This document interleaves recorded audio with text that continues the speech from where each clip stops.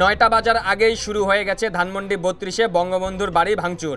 রাত ৯ ঘটিকায় শেখ হাসিনার ভাষণ দেওয়ার সময় ধানমন্ডি ৩২-এ বুলডোজার মিছিল টাইম বেঁধে দেওয়া হলেও উৎসুক জনতা ৯টা বাজার ১ ঘন্টা আগেই শুরু করে দিয়েছে তাদের কার্যক্রম। ছাত্র জনতার জুলাই আগস্ট অভ্যুত্থানে ভারতে পালানো সাবেক প্রধানমন্ত্রী শেখ হাসিনা বুধবার ৫ ফেব্রুয়ারি রাতে দেশের ছাত্র সমাজের উদ্দেশ্যে ভাষণ দেবেন বলে আওয়ামী লীগ দল থেকে প্রচার করা হয়েছে। এই ঘোষণার পর থেকেই উত্তাল রয়েছে সোশ্যাল মিডিয়া। শেখ হাসিনার পৈতৃক বাড়ি ধানমন্ডি ৩২ নম্বরে লাখো লাখো মানুষকে যাওয়ার আহ্বান জানিয়েছেন বিশিষ্ট অনলাইন অ্যাক্টিভিটিস ও ব্লগার পিনাকি ভট্টাচার্য। এক পোস্টে তিনি বলেছেন, আওয়াজ তোলেন, থাকবে না ৩২ নাম্বার, থাকবে না।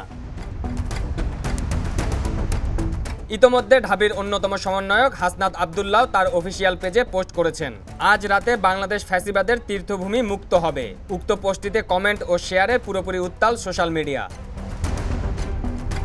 এরই মধ্যে আওয়ামী লীগের অনেক পেজ থেকেও ধানমন্ডির এই বুলডোজার মিছিল নিয়ে পোস্ট করেছেন। তারা বলছেন যে কোনো মূল্যে তারা এই ধানমন্ডি ৩২ রক্ষা করবে।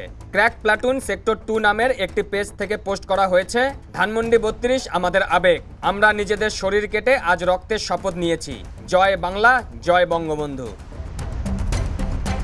আরেক নেটিজেন লিখেছেন, ধানমন্ডি ৩২ আওয়ামী ধর্মের মাজার, এই মাজার ভাঙতে যদি না পারেন এই ধর্মকে বিলুপ্ত করতে পারবেন না।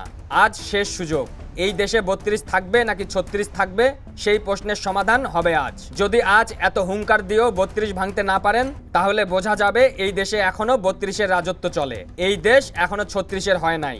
৩৬ হারবে নাকি জিতবে সেটা আজকে ৩২-এর পরিণতি দেখে বোঝা যাবে।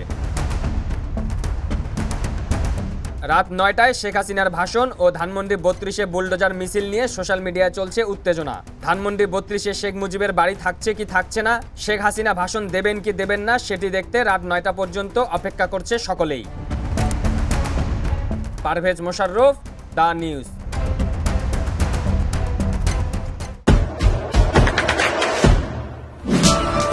দেশে দেশে সবার সাথে দ্য নিউজ।